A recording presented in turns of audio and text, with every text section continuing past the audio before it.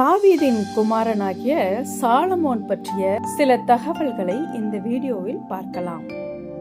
உரியாவின் மனைவியாகிய பத்சேபாளுக்கும் தாவீதுக்கும் பிறந்த மகன் சாலமோன். 1 நாளாகமம் 3ஆம் அதிகாரம் 5ஆம் வசனத்திலே நாம் பார்க்கிறோம். சாலமோன் இஸ்ரவேலை ஆட்சி செய்த 3வது ராஜா ஆவார். சாலமோனுடைய ஜெபம் ஆண்டவருக்கு மிகவும் பிரியமாய் இருந்தது. ஆண்டவருக்கு பிரியமான ஜெபம் சாலமோன் செய்தார். 1 ராஜாக்கள் 3ஆம் அதிகாரம் 10ஆம் வசனத்திலே நாம் பார்க்கிறோம். அவனுடைய ஜெபத்தை கேட்டு அவனுக்கு கர்த்தர் ஞானத்தை கொடுத்தார் என்று 2 நாளாகமம் 9வது அதிகாரத்திலே 22ஆம் வசனத்தில் நாம் பார்க்கிறோம். ஆகவே சாலமோன் ஞானத்தில் பெயர் பெற்றவர். சாலமோன் 7 வருடத்தில் அழகிய தேவனுடைய ஆலயத்தை கட்டினவர். 1 ராஜாக்கள் 6ஆம் அதிகாரத்திலே நாம் வாசிக்கிறோம். சங்கீதம் 72, 127 ஆகிய சங்கீதங்களும், நீதிமொழிகள், பிரசங்கி, உன்னத பாட்டு ஆகிய புத்தகங்களையும் சாலமோன் எழுதினார். 1 ராஜாக்கள் 4ஆம் அதிகாரம் 32ஆம் வசனத்திலே பார்க்கிறோம். பூமியில் உள்ள எல்லா ராஜாக்களையும் விட மிகவும் ஐஸ்வர்யவானாய் இருந்தவன்.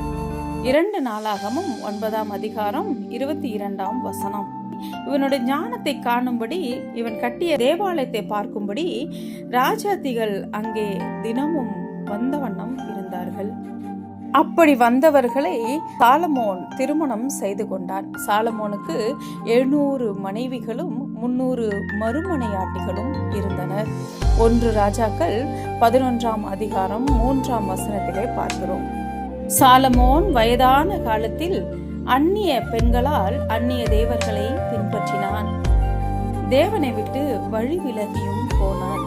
1 ராஜாக்கள் 11ஆம் அதிகாரம் 3ஆம் வசனம் முதல் 13ஆம் வசனம் வரை. தாபாத், பஸ்மாத் சாலமோனின் குமாரத்திகள். 1 ராஜாக்கள் 4ஆம் அதிகாரம் 11ஆம் 15ஆம் வசனத்தில் நாம் பார்க்கிறோம். சாலமோனுக்கு பின்பு அவனுடைய குமாரனாகிய ரெகோபயாம் ஆட்சி செய்தான். 1 ராஜாக்கள் 11ஆம் அதிகாரம் 43ஆம் வசனம்.